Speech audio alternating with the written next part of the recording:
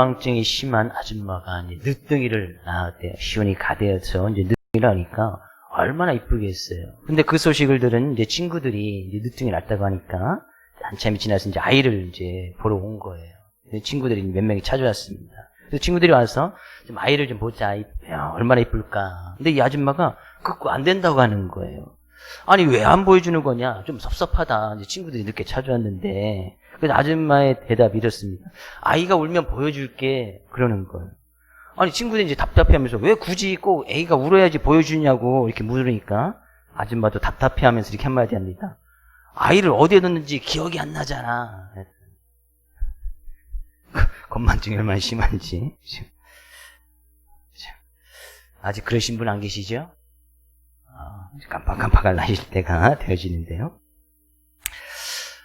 영국에서 한날에 이제 두 아이가 동시에 태어납니다. 한 아이는 이제 왕궁에서 왕자로 태어나고, 다른 아이는 이제 거지의 아들로서 이제 거지의 아이로 태어나게 되는데, 이 신분이 다른 이제 두 아이는 만날 일이 거의 없을 것 같아 보였는데, 비가 오는 어느 날 우연치 않게 만나서 이제 친구가 됩니다. 이제 둘이 만나서 이제 친구가 되어지고, 장난 삼아서 이제 재미로 옷을 바꿔 보게 되집니다.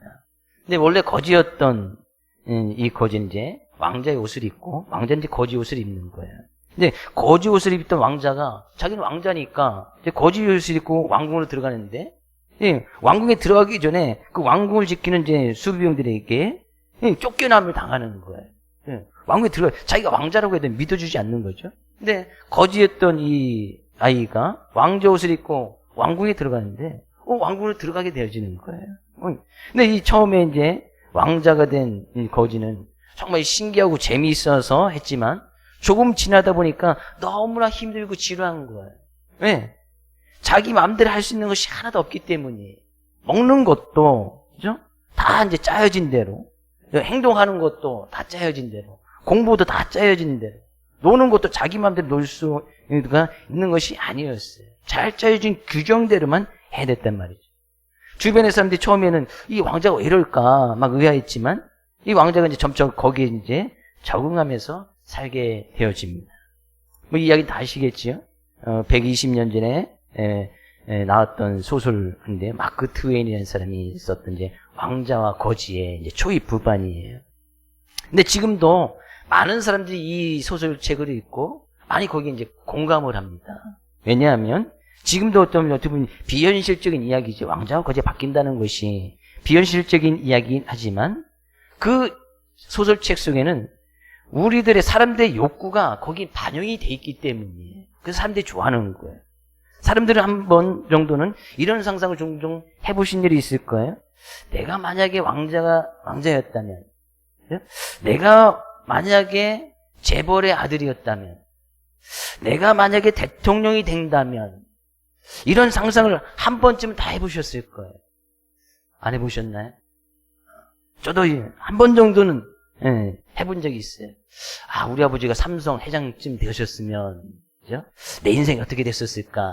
그죠? 이런 상상을 한 번 정도는 해봤었어요. 그죠? 그러면 여러분과 저가 만날 일이 없었겠죠? 삼성 회장 제가 아들인데, 그렇죠? TV로나 제 얼굴 봤겠지. 아닌가요? 그렇지, 뭐 그렇게 될 일이 없으니까. 그죠? 근데 사람들은 이제 그런 상상 한 번 정도는 해본단 말이죠. 우리 아버지가 뭐 재벌 한 몇백억 자산가가 되었었더라면, 우리 아버지가 대통령이면, 대통령 되는 거 저는 좀 싫은 것 같아. 그죠? 대통령 되면, 정말 싫을 것 같아. 우리 아버지 대통령. 그죠? 대통령이 됐다는 것은 제가 상상해보진 않았어요. 대통령 마치면 감옥 가야 되는데, 안 되잖아요. 아버지가 대통령 되는 걸 상상 안 해봤어요. 재벌쯤 되었으면, 그 정도는 상상했던 것 같아요. 만약 그렇게 된다면, 만약에 우리가 생각했던 대로 왕자가 됐다든지, 뭐 대통령이 됐다든지, 재벌의 아들이 됐다면, 우리의 신분이나 이제 지위가 이렇게 높아지게 되면, 우리들을 향한 요구되어지는 덕목들이 더 많아지게 되는 거예요. 거지를 바라보는 사람들이 생각하고, 재벌의 아들, 또 대통령의 아들, 그죠? 그런 사람들이 바라보는 것에 대해서 이제 생각이 달라지고 요구하는 것이 달라진단 말이죠. 그 자리에 맞는 예절이 있고 그 자리에 맞는 의무나 행동이 반드시 요구되어진단 말이죠. 우리가 상상하는 그런 자리에 가면 해야 될 것도 많고 또 우리가 지켜야 될 그런 의무상도 많단 말이죠. 네, 왕자답게 살아가야 되고 또 대통령답게 살아가야 되고 재벌의 아들답게 살아가야 되는 그 따라하고 요구되는 것이 훨씬 더 많다는 얘기죠. 뭐뭐답게 산다는 것 가장 피부로 와닿아야 하는 사람이 저는 예수를 믿는 그리스도인이라고 생각이 되어집니다. 우리가 예수를 믿는 순간부터 우리의 신분은 완전히 달라집니다. 영적으로 신분이 달라지는 거예요. 이전엔 진노의 자녀에서 하나님의 자녀로, 이전에는 땅의 시민으로서 천국의 시민으로 완전히 예수 그리스도의 옷으로 이제 갈아입었단 말이죠. 그러면 우리는 하나님의 자녀답게, 천국의 시민답게, 하나님의 백성답게 살아가야 되는 것이 그리스도이다, 그런 얘기예요. 믿으십니까? 오늘 본 말씀에서도 그런 그리스도인이 지켜야 될 덕목, 진짜 우리가 선한 데는 정말 지혜로워야 되고 악한 데는 미련해야 되는데 그 선한 데 지혜로운 것이 무엇인지를 오늘 본 말씀 가운데서 이야기를 하고 있어요. 그리스도인답게 살아가는 것이 무엇인지, 선한 데 지혜로운 것이 무엇인지 오늘 본 말씀을 통해서 또한 하나님의 은혜를 나누기를 원합니다. 8절 말씀이 이렇게 이야기하네요. 마지막으로 말하노니, 이제 이 베드로 전서는 이제 베드로가 썼던 편지 가운데 일부분인데, 마지막으로 만나는 것은 정말 이 편지를 받는 교회 성도들에게 아주 이제 깊은 사랑의 모습을 가지고 이것만큼 꼭 지켰으면 좋겠다라는 그런 의미로 이야기를 하는 거예요. 뭐라고요? 너희가 다 마음을 같이하여 동정하며 형제를 사랑하며 불쌍히 여기며 겸손하며, 이거 다 수식어예요. 악을 악으로 욕을 욕으로 갚지 말고 도리어 복을 빌어라. 지금 여기까지 이제 한 문장인데 이 마지막으로 말한다는 그 명령조로 권면조로 이야기하는 것이 결국엔 복을 빌어주라는 이야기거든요. 복을 빌어주는데 어떻게 하면서? 마음을 같이 해서 복을 빌어주라. 그죠? 동정하며 복을 빌어주라. 형제를 사랑하며 복을 빌어주라. 불쌍히 여기면서 복을 빌어주라. 겸손하면서 복을 빌어주라. 그죠? 어떤 사람에게요? 심지어 악을 악으로, 욕을 욕으로 갚지 말고 우리에게 악행하는 사람들에게, 우리에게 욕하는 사람들에게조차도 복을 빌어주라는 거예요. 여기까지 한 문장이 이해되시죠? 그렇게 마지막으로 말한다 뭐라고요? 복을 빌어주라는 거예요. 복을 빌어주라는 거예요. 어떤 사람들에게요? 심지어 우리를 해치고 욕하는 자에게도 보복하는 일이 없이 그들을 사랑하며 불쌍히 여기며 오히려 겸손한 모습으로 그들에게 복을 빌어주라, 그런 이야기예요. 복을 빌어준다는 것은 뭐 저주의 반대말이기도 하지만 좋게 말해주라, 그 사람에 대해서 좋게 말해주라는 거예요. 이것은 그리스도인들이 당연히 악이나 욕으로 갚아도 될 그런 상황 속에서라도 저주나 안갚음을 하지 말고 오히려 복을 빌어주고 그들 위해서 기도해 줘야 되는 것을 이야기하는 거예요. 왜 그들에게 복을 빌어줘야 되느냐? 그죠? 9절 뒷부분의 이야기지요. 이를 위하여 너희가 부르심을 받았으니 이는 복을 이어받게 하려 하심이라. 하나님께서 우리를 부르신 이유가 있네요. 하나님의 자녀로 그리스도인으로 불러주신 이유가 있단 말이죠. 이를 위해서, 복을 빌어주기 위해서 우리를 부르셨다. 우리는 그런 부르심을 받은 존재라는 거예요. 그리스도인은 왜 그리스도인으로 불러주셨느냐? 왜 예수 그리스도를 믿어서 하나님의 자녀로 우리를 불러주셨느냐? 복을 빌어주기 위해서, 복을 그들에게 말해주기 위해서, 그들에 대해서 좋게 말해주기 위해서 우리를 불러주셨다는 거예요. 이는 복을 이어받게 하려 하심이라. 원래 이 말씀은 우리에게 하나님의 복을 이어받도록 우리를 부르셨는데, 그렇기 때문에 우리는 다른 사람들에게 복을 빌어줘야 된다. 원래 이렇게 해석하는 것이 맞습니다. 하나님께서 우리에게 복을 유업으로 주셨기 때문에 그 다른 사람들에게, 심지어 우리에게 악행하고 욕을 하는 그런 사람들에게조차도 복을 빌어주어야 된다. 그런 의미예요. 그러니까 우리에게 악행하는 사람, 욕을 하는 사람, 예수 그리스도를 믿음으로 말미암아, 그죠? 우리 주변에 쌓인 사람들이 다 이런 사람들이 아니에요. 심지어 이것은 예수님을 믿지 않는 그런 사람들도 다 포함하는 거예요. 그런 사람들에게 오히려 복을 빌어주라는 거예요. 어떻게 하면서요? 마음을 같이 해서. 마음을 같이 한다는 것은 어떤 마음을 갖는 거예요? 우리가 같이 서로에 대해서 예수 그리스도의 마음을 품고, 예수 그리스도의 마음을 품어서 그에게 복을 빌어주라는 거예요. 막 예수님에게 욕하고, 예수님을 십자가에 못 박게 내어던지고, 예수님에게 침뱉고, 예수님 모욕했던 그런 사람들, 예수님께서 오히려 그들에게 복을 빌어 주었듯이, 그런 마음을 같이 해서, 그런 마음을 같이 해서, 그런 마음을 닮아서 그들에게 복을 빌어 주라는 거예요. 이거 쉬운 일이 아니겠지.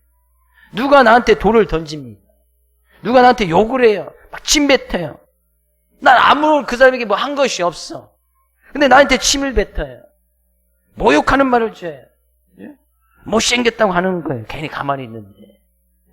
근데 그런 사람들에게 복을 빌어주라는 거예요. 좋게 말해주라는 거예요. 오히려 그렇게 좋게 말해주는 거예요. 나한테 못생겼다고 얘기해줘서 나를 이렇게 내 자신을 잘 보게 하시니 감사해요. 이렇게 얘기해주라는 거예요. 쉽지 않겠지요? 동정하며 라는 것은, 그 사람에 대해서 정말 불쌍히 여기는 마음, 뒤에도 이제 불쌍히 여긴다는 마음이 있는데, 다른 사람의 감정에 참여해서 왜 그 사람이 그런 말을 했을까? 왜 그 사람이 그런 말을 했을까? 나에게 그런 말을 했을까? 그 사람의 감정을 좀 이해해주는 마음으로. 이것이 동정이거든요. 형제를 사랑하며, 진짜 그렇게 말했던 사람이, 같은 이제 믿음의 형제나, 또 옆에 있는 가까이 지내는 그런 성도라면, 그래도 이제 믿음의 형제니까 그런 말 할 수 있지. 또 뭐 쉽게 이해될 거예요. 근데 믿지 않는 사람들이 또 그런 이야기를 한다면 또 듣기가 더욱더 거북하겠지. 근데 그런 사람들마저 사랑하면서 쉬운 삶의 모습이 아니라는 거예요. 불쌍히 여기며 복을 빌어주라. 인정 많게, 우리 용기 있는 모습으로, 그들에게 복을 빌어주라. 겸손하면서 예수님이 가졌던 나의 마음은 온유하고 겸손하니. 그건 낮아지는 모습으로 그들에게 복을 빌어주라는 거예요. 아니, 우리에게 좋게 이야기하면 우리도 뭐 오는 말이 고와야 가는 말도 좋듯이 그들이 좋은 말을 해준다면 좋은 말을 해줄 수 있는 것은 누구나 다 하는 일이란 말이죠. 누구나 다 하는 말이에요. 우리 옆에 계신 성도님이 한번 해볼까요? 오늘따라 유난히 아름다워 보이네요. 이렇게 이야기해 주세요. 그럼 뭐라고 대답하실 거예요? 웃기고 있네, 뭐 그럴 거예요? 오늘 어떻게 된 거 아니야? 뭐 그러지 않겠지요? 오는 말이 고우면 가는 말도 행위 하나 아름답게 보이지 않는다 할지라도 대답은 어떻게 할 거예요? 대답을 해주셔야죠. 옆에 계신 성도님에게 빨리 대답을 해주세요. 감사합니다. 네. 최소한 아름답다고 했으면 그래요. 감사해요. 그래요. 성도님도 오늘따라 유난히 아름답네요. 뭐 최소한 그 정도는 해줄 거 아니겠어요? 그렇죠? 이것은 누구든지 다 하는 거란 말이죠. 믿지 않는 사람이든 애들이든 누구든지 다 하는 말이야. 애들한테 너 오늘 참 이쁘다 하면 감사합니다 해요. 그죠? 너 오늘 참 정말 기특하구나, 착하구나 이러면 감사하다고 하단 말이죠. 행위는 자기가 착하지 않더라도. 근데 이것은 누구든지 다 하는 거 아니겠어요? 그래서 뒤에 전제 조건이 딱 붙은 거예요. 9절에 악을 악으로 욕을 욕으로 갚지 말고 행여나 우리에게 악행하는 사람, 우리에게 욕하는 사람에게도 악이나 욕으로 갚지 말고 그런 사람들에게도 복을 빌어주라는 거예요. 한번 해볼까요? 옆에 계신 성도님에게 오늘 정말 못생겼습니다. 한번 해보세요. 네? 옆에 거리를 띄워줘서 앉으셔서 그죠? 옆에 사람들 잘 얘기 못하시는 것 같은데 네. 참 못생겼네 그러면 아까는 이쁘다 그러면 그렇지 못생겼다고 해? 짜증이 확 나겠지.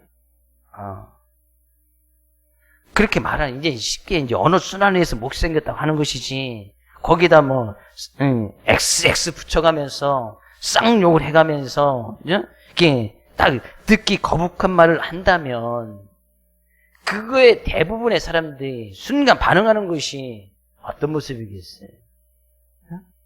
저에게도 누가 그렇게 XX 하면서 참 못생겼다라고 이야기한다면 전 잠시 그 사람을 부를 거예요. 따라와 옥상으로. 따라와. 그래서 옥상에서 밀지도 몰라요.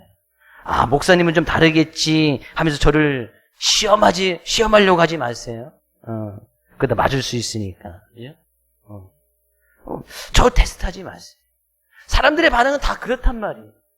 저 또한 아마 그렇게 누가 욕을 하고 전혀 그 사람과 관계도 없는데 그 사람이 잘못한 것도 없는데 내가 잘못한 것이 깨달아서 그 사람이 뭐라고 한다면 수긍할 수 있겠지요.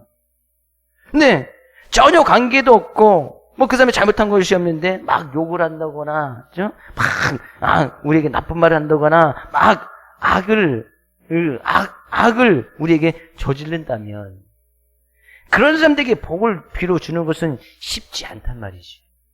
근데 우리가 분명히 알아야 될 것이 있어요. 하나님께서 우리를 부르실 때는 우리에게 우리를 통해서 복을 이미 유업으로 우리에게 허락해 주셨기 때문에 하나님께서 우리를 부르신 데는 우리는 이미 복받은 자란 말이죠. 하나님께서 우리를 하나님의 자녀 만드시고 하나님의 백성으로 불러주신 데는 벌써 우리가 복받은 자라는 그 전제 조건이 다 이미 거기에 그 말씀에 들어가 있단 말이죠. 내가 예수 그리스도를 믿는 사람이다. 나는 이미 복받은 사람이라는 거예요. 왜요? 예수 그리스도를 믿어서 구원의 반열에 들어선다는 것은 이것이 전적인 하나님의 은혜가 없이는 안 되는 것이거든요. 그 예수님께서 그리스도인 것이 쉽게 믿어집니까? 그 예수님께서 나의 죄를 위해서 돌아가셨다는 것이 쉽게 믿어져요? 세상 사람들에 가서 그렇게 이야기해 보십시오. 당신 죄인입니다. 그래서 예수 그리스도를 통해서 구원받아야 됩니다. 죄인이라고 하는 그 순간부터 사람들은 반항심을 가질 거래요. 내가 왜 죄인인데? 그럼 넌 죄인 아니야? 맞지, 우리도 죄인이지. 근데 그렇게 반감을 딱 가지는 거기에 복음의 메시지가 들어가서 그들이 예수 그리스도를 믿고 하나님의 자녀가 된다는 거 쉬운 일이 아니에요. 근데 우리는 그 예수 그리스도를 받아들이고 지금 믿고 있네요. 그렇게 믿게 하신 하나님 이 시간도 또 찬양하고 있고 그 하나님께 예배를 드리고 있네요. 그 하나님이 없이는 살아갈 수가 없고 그 하나님의 은혜가 없이는 우리는 아무것도 아닌 존재임을 믿고 그 하나님을 지금 그 하나님께 영광을 돌리고 있네요. 이미 복을 받은 자예요. 하나님께서 아브라함을 부르실 때도, 그죠? 하나님께서 아브라함을 처음에 부르실 때도 내가 너로 큰 민족을 이루고 내게 복을 주어 내 이름을 창대하게 하리니 너는 복이 될지라. 너를 축복하는 자에게 내가 복을 내리고 너를 저주하는 자에게 내가 저주하리니 땅의 모든 족속이 너로 말미암아 복을 얻을 것이라. 이 말씀은 아브라함을 택하여 부르실 때 하신 말씀이기도 하지만 그 아브라함의 영적인 자손이 되어서 하나님의 백성이 된 우리들에게도 동일하게 주신 말씀이에요. 너는 복이 될지라. 하나님께서 하나님의 부르심을 받아서 하나님의 백성이 된 사람들은 복의 근원, 복 그 자체란 말이죠. 믿지 않는 사람들이 이것을 사실을 모르기 때문에 우리가 하는 말이나 복음의 메시지를 듣지 못하고 있지만 믿는 우리들은 우리의 신분이 어떤 신분인지를 잘 알아야 된단 말이죠. 하나님께서 왜 우리를 부르셨는지, 하나님의 백성이 되게 하셨는지, 하나님의 백성이 된 우리는 복 그 자체라는 거예요. 복 그 자체인 우리가 하는 말 또한 복된 말이 되어져야 된다는 얘기죠. 복된 말이 되어져야 되는 거예요. 하나님 믿고 하나님의 백성이 된 우리들의 삶의 모습을 통해서 복을 하나님께서 우리에게 유업으로 주셔서 우리를 불러주셨으니 너희들이 하는 그 모든 말들이 다 복이 되어서 다른 사람들도 복을 이어받게끔 해라. 그들에게도 복이 무엇인지, 참된 복이 무엇인지 그들로 알게 하라 라고 이야기하고 있는 거예요. 오늘 말씀을 우리가 의지해서 옆에 계신 성도님에게 복된 말, 복을 빌어주라고 했으니까 내가 하는 말이 곧 복이니까, 그렇죠? 옆에 계신 성도님에게 우리 복된 말 3가지, 정말 힘들죠? 3가지 하면 정말 힘들어. 2가지만, 그렇죠? 옆에 계신 성도님에게 2가지만 복을 이 시간 빌어줄 수 있기 원합니다. 복을 빌어주세요. 옆에 계신 성도님에게.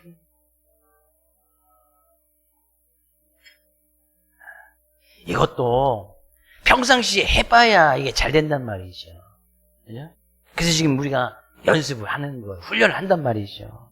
복을 빌어줘야 되는 거예요. 그죠?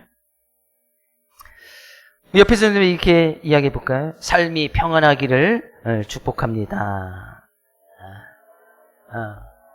건강하기를 축복합니다. 주님이 오시는 그날까지 예수님을 잘 믿기를 축복합니다. 성령님의 자녀들이 잘 되기를 축복합니다. 뭐 이런 말 등등이에요. 이 말을 들으면 어때요? 괜히 그냥 감사하고 기분이 좋아지고 복을 막 이어주는 거거든요. 왜? 하나님께서 우리를 부르신 목적 가운데 복을 이어받게 한다는 것은 그 말을 통해서 복이 전해지고 우리가 말한 그 말 그대로 하나님께서는 듣고 계셨다가 그 말 그대로 행해 주시겠다고 말씀하고 있기 때문이에요. 행해라요. 마태복음 10장에 가서 보면 이런 말씀도 있습니다. 너는 어느 집에 들어가든지 그 집이 평안하기를 빌어주어라. 어느 집에 가든지 평안하기를 빌어주라는 건 예수님께 제자되게 하신 말씀이에요. 만약에 그 집이 이에 합당하면 너희가 빈 평안이 거기에 임할 것이요. 만일 그 집이 밖에 합당하지 않으면 그 평안이 너희에게 돌아올 것이라. 우리는 평안을 전해주는, 복을 전해주는 그런 놀라운 하나님의 은혜를 갖고 있는데 어느 누구를 만나든지 어느 집에 가든지 그 사람이 평안하기를 늘 빌어주라는 거예요. 좋은 말 해주라는 거예요. 쉽게 좋은 말 해주라는 거예요. 근데 그 좋은 말을 해줬는데 그 사람이, 그 가정이 그 좋은 말을 받기에 합당하면 그 말한 것이 그 집에도, 그 사람에게도, 말한 나에게도 임하게 되어지지만 그 사람이나 그 집이 그것이 그 말을 받기에, 복을 받기에 합당하지 아니하면 우리가 말해줬던 그 평안이 나에게 더블로, 2배로 다시 돌아올 것이라는 거예요.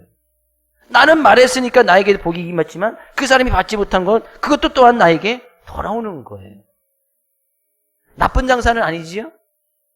좋은 말해서 나쁘진 않단 말이지요. 좋게 말해주어서 손해볼 일은 전혀 없단 말이에요. 자, 그러면 우리가 역으로 이 말씀을 좀 생각해 볼 필요가 있습니다. 10절, 11절. 그러므로 생명을 사랑하고 좋은 날 보기를 원하는 자는 혀를 금하여 악한 말을 그치며 그 입술로 거짓을 말하지 말고 11절 악에서 떠나 선을 행하고 화평을 구하며 그것을 따르라. 11절은 분명히 이야기하네요. 악에서 떠나 선을 행하라. 그 전에 10절에서는 이야기하네요. 생명을 사랑하고 좋은 날 보기를 원하는 자들은 혀를 금하여 악한 말을 그치고 그 입술에서 거짓을 말하지 말아라 라고 이야기하는 것은 내가 행여나 악한 말을 했다, 나의 입술을 통해서 거짓이 나왔다는 것은 곧 그 말은 나에게 하는 말이 되어지고 다른 사람들에게도 그렇게 나쁜 말, 악한 말을 통해서 다른 사람들도 악행의 길로 접어들게끔 만드는 것이고, 내가 거짓을 말하였다면 그것이 나의 모습이 거짓된 인생이 되어지고 다른 사람들도 그런 거짓된 인생을 살아가게끔 만드는 꼴이 되어진다는 거예요. 그래서 11절 이야기해요. 악에서 떠나. 그렇다는 것은 여기서 악이라는 것은 뭐예요? 쉽게 다른 사람에 대해서 악한 말 하는 것, 다른 사람들에 대해서 거짓을 말하는 것, 다른 사람들에 대해서 나쁘게 말하는 것이 있다면 거기서 빨리 떠나서는 것은 뭐예요? 돌아서라, 그런 얘기 아니겠어요? 거기에서 돌아서서 선을 행하라. 그럼 쉽게 선을 행하라는 것은 앞에서 이야기했더니 그런 사람들에게 다시 좋게 말해주라. 나쁘게 말한 말이 있다면 거기에서 빨리 돌이켜서 다른 사람들에게 좋게 말해주라. 그래야 그 관계가 화평의 관계, 그죠? 좋은 관계가 유지될 것이고 그 좋은 관계를 계속해서 유지해 나가라 라고 말씀하고 있는 거예요. 우리의 살아가는 날들이 항상 좋은 날, 복된 날 되기를 원하시는 분 하면, 그렇다면 가장 조심해야 될 선한 일은 무엇인가? 오늘 본 말씀이 분명히 이야기를 하네요. 혀를 금해서 악한 말을 그치고 그 입술에 거짓을 담지 않는 것, 이것이 악에서 떠나서 선을 행하는 것, 그 선 중에 하나인 거예요. 그리스도인답게 사는 것이 무엇이냐? 내가 예수를 믿는 사람이 무엇이냐? 그 사람은 예수님을 믿기 전과 예수님 믿는 후에 변화받을 것이 있는데 그것은 바로 말이라는 거예요. 말에 변화가 있어야 된다는 거예요. 예수 믿는 사람들은 말의 변화가 반드시 있어야 된다는 거예요. 예수님 믿기 전에 악한 말을 했다면, 다른 사람들에게서 나쁜 말을 했다면, 거짓을 입에 담아두었다면 빨리 돌이켜라, 그런 이야기예요. 성경에서 말하는 악한 말들이 많이 있는데 바로 10절에서는 악한 말을 그치면서 이야기할 때에 바로 입술에서 거짓을 말하지 말아라 이야기하고 있습니다. 거짓말. 하나님께서 금하신 악한 말 가장 첫 번째가 바로 거짓말이다, 그런 이야기예요. 거짓말. 저도 자녀를 기르면서 자녀에게 가장 조심시키는 것 중에 하나가 바로 거짓말. 거짓말 하지 말고 주의를 빠지지 말고, 이 두 가지만 내가 지금 강조하고 있어요. 뭐래도 솔직히 이야기하면 용서가 되는 거예요. 뭐 공부 안 했어, 엄마 오늘 공부 못했어, 솔직히 이야기하면 용서해 주는 거예요. 엄마도 용서해 줘요. 오늘 수학 공부해야 되는데 뭐 핸드폰이냐고 안 했어. 그러면 내가 수학 공부 못했어, 솔직히 이야기하면 용서해 줘요. 근데 뭐 했다고 하면서 막 이야기하면 또 잘 알잖아요. 그럼 죽으면서 와서 막 또 혼내고 막 싸워요. 거짓말하면 뭐 이게 분쟁이 나고 싸움이 나는 거예요. 왜 이것이 악한 말이냐? 마귀는 거짓의 거짓말쟁이고 거짓의 아비가 된 것이 마귀라고 요한복음서는 이야기를 하고 있습니다. 거짓의 근원이 어디서 나오는가? 마귀에서부터 나왔다는 거예요. 우리는 어디서 알 수 있습니까? 창세기에서 알 수 있지요. 에덴 동산에서 아담과 하와가 하나님과 교제를 나누고 있는데 사단이 와서 이 아담과 하와를 유혹하는데 거짓말로 유혹하는 거예요. 너 하나님 선악과 나무 따먹지 말라고 했지. 그래, 우리 따먹지 않고 있어. 근데 그거 따먹으면 너 하나님처럼 될 수 있다? 거짓말한 거잖아요. 거짓의 근원, 그는 애초부터, 마귀는 애초부터 거짓말쟁이고 거짓의 아비가 된 사람이 사단 마귀이기 때문에 내가 아직까지도 거짓말하고 있다면 그 사단의 도구로 지금 쓰임받고 있단 말이죠. 가장 먼저 조심해야 될 것이 바로 이 거짓말인 거예요. 거짓은 영원히 그것을 숨길 수가 없습니다. 거짓은 언젠가 반드시 다 드러나게 돼 있어요. 이 거짓을 통해서 아담과 하와가 평생 선악과 열매를 따먹는 것을 숨길 수 있을 것처럼 생각했지요. 그래서 그들이 숨어 피했지만 하나님은 다 보고 계신데 금방 발각이 되는 거예요. 너희 선악과 열매 따먹었냐? 우리 안 따먹었는데. 금방 드러나는 거예요. 그죠? 자녀들이 거짓말하는 거 부모들 입장에서 다 알지요? 그냥 알면서도 그냥 이렇게 넘어가는 부분도 없지 않아 있지요? 자녀들은 왜 거짓말해요? 충분히 속일 수 있고 충분히 영원히 비밀로 감춰질 수 있을 것처럼 생각하니까 거짓말 한단 말이지. 그러니까 그 거짓은 또 다른 거짓을 계속해서 만들어내는 거예요. 왜? 숨겨야 되니까. 사단의 특징이 그렇다니까요. 계속해서 숨기는 거예요. 그러나 성경은 분명히 이야기합니다. 그 거짓은 잠시 동안만 있을 뿐이고 그것은 금방 드러나게 된다. 사단의 도구로 쓰임받지 말라는 거예요. 사람들은 그런 진실이 어떤 이 자기가 가지고 있는 진실이 드러나는 것을 막기 위해서 거짓말하는 경우도 있습니다. 때로는 두려움 때문에 거짓말하는 경우도 있고 때로는 자기의 욕심, 탐욕 때문에 거짓말하는 경우도 있고 다른 사람들에게 잘 보이기 위해서 거짓말하는 경우도 종종 있습니다. 다른 사람들에게 또 아부하기 위해서, 이건 다른 사람 잘 보이게 하는 것이죠. 아부하기 위해서 또 거짓말하는 경우도 종종 있어요. 거짓말의 근원은 거짓말하는 이유는 여러 가지가 있겠지만 근데 거짓을 한다는 것은 내가 지금 사단에게 속고 있다. 사단의 도구로 지금 쓰임받고 있다는 거예요. 하나님의 백성이, 하나님의 자녀들이 하나님의 도구로, 하나님의 자녀로서 하나님께 쓰임받기도 바쁜데 사단이 왜 도구로 쓰임받아서 되겠습니까? 행여나 그런 부분이 있다면 거기서 떠나라는 거예요. 빨리 돌이키라는 거예요. 거짓된 인생을 살아간다면 내가 또한 거짓된 인생을 살아가는 것이고 다른 사람들도 거짓된 인생으로 만드는 것이니까 빨리 돌이키라는 거예요. 성경에서요, 거짓말하다면 어떻게 되는지 많은 부분에서 이야기를 하고 있는데, 그죠? 재물이 줄기도 하고요, 망하기도 하고, 그죠? 오히려 내 거짓말에 대해서 거기서 내가 오히려 속임을 당하게 될 것이고, 결정적인 것은 내가 거짓말하는 모든 자들은 불과 이용으로 타는 못에 던져지리니 이것이 둘째 사망이라 계시록은 이야기하고 있습니다.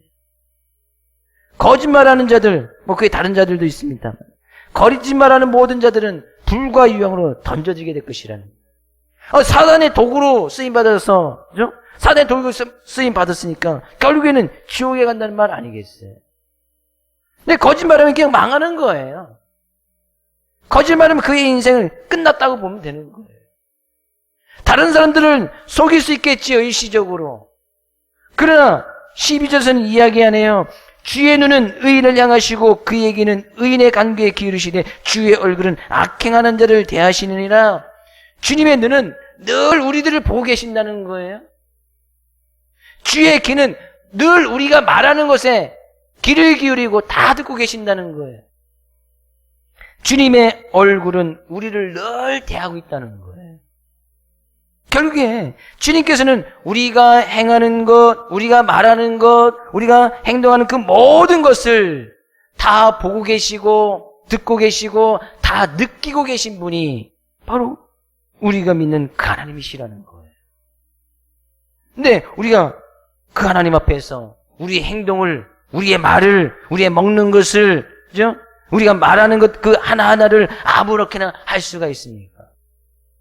주님께서는, 하나님께서는 다 듣고 그의 귀는 의인의 간구에 기울이시되, 의인이 간구하고 기도하는 것을 다 기울이고 계시고, 그가 말하는 그 모든 말을 다 듣고 계신다는 거예요.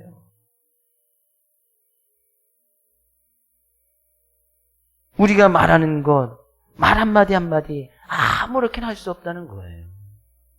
우리가 행동하는 것 하나하나 아무렇게나 할 수 없다는 거예요. 주님의 눈은 우리의 모든 삶의 부분들을 다 지켜보고 계시기 때문에 삶의 일부분을 아무렇게나 허비하면서 낭비하면서 살 수 없다는 거예요. 하나님의 눈을 피하여서 숨을 수 있을 것 같지만 하나님의 눈을 피하여서 숨을 수 있는 것은 이 세상에 아무것도 없는 거예요. 행여나 지옥에 들어가서 숨는다 할지라도 그것도 하나님의 손에 있기 때문에 피할 곳이 없다. 우리는 이것을 늘 명심해야 될 줄로 믿습니다. 오늘 말씀처럼 악한 말, 거짓에서 이야기하고 있는데 또 우리가 피해야 될 말들이 너무나 많아요. 오늘 본 말씀 거짓만 이야기하고 있으니까 거짓에 대해서만 이야기하고 있는데요. 나중에 이제 시간이 되어지면 이 악한 말들에 속한 것이 또 무엇인지 좀 살펴볼 때가 분명히 있을 것입니다. 악한 모습이 있다면 거기서 떠날 수 있기를 주의 이름으로 축복을 드립니다. 그래서 다시 그냥 좋게 말해주면 되는 거예요. 그래야 화평의 관계가 유지된다니까요. 좋은 관계가 유지되는 거예요. 친구 안에서도 좋은 말을 해주면 그 친구의 관계가 잘 유지되어집니다. 근데 늘 그 친구에 대해서 거짓말하고 속이고 비방하고 비판하고 욕하고 애둘러서 그냥 막 계속 속이고 나간다면 그 관계는 오래 갈 수가 없어요. 왜? 사람도 영적인 동물이기 때문에 이 친구가 나를 속이려고 하는 것인지, 나한테 잘해주려고 하는 것인지, 한두 번은 그렇게 당할 수 있지만, 계속 이제 속이려고 하고 거짓말하다 보면, 그것을 알게 되어진다니까요. 그럼 그 관계는 깨어지는 거예요.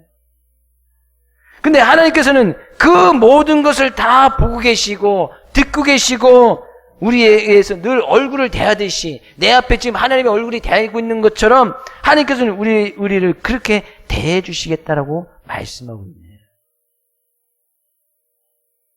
그러면 우리의 삶의 모습은 선한데 지려야 되는데 그리스도인답게 살아가야 되는데 선한데 지혜롭게 행하는 것이 무엇인지 오늘도 분명히 말씀하고 있습니다. 오늘 본 말씀을 통해서 행여나 우리가 악한 말을 했다면 거기서 그칠 수 있기를 원하고 거짓을 말하고 있다면 거기에서 떠나서 오히려 선을 행해주고 좋은 말을 해주고 복을 빌어줘서 우리를 부르신 그 부르심의 이유를 분명히 깨닫고 다른 사람들에게도 이 복을 이어주어서 그 사람들도 복을 받게끔 만드는 심지어 우리에게 악행하고 욕을 하는 그런 사람들에게조차도 복을 이어줄 수 있고 복을 받게 만드는 귀한 삶의 모습으로 한 주간도 선한 데 지혜롭게 살아갈 수 있기를 주의 이름으로 축복을 드립니다.